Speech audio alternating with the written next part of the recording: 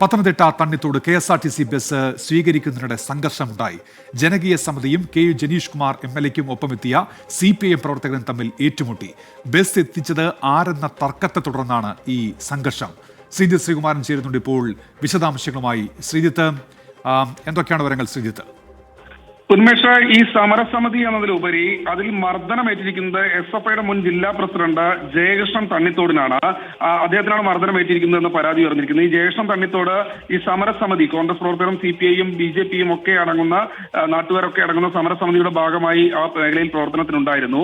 Jayakrishnan തണ്ണിത്തോടിനെയാണ് CPIM പ്രവർത്തകർ Janeesh Kumar MLA അനുകൂലിക്കുന്ന ആളുകൾ മർദ്ദിച്ചതെന്ന പരാതിയാണ് ഇപ്പോൾ ഉയർന്നിരിക്കുന്നത്.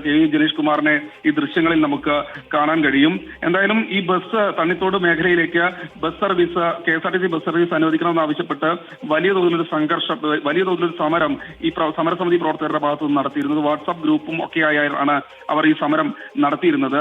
എന്തായാലും ഇതിൽ ഇപ്പോൾ ഏറ്റവും ഒടുവിൽ 2 ബസ്സുകൾ അനുവദിച്ചു. ആ ബസ് സ്വീകരിച്ച് കൊണ്ടുവരികയായിരുന്നു KU ജനീഷ് കുമാർ MLA.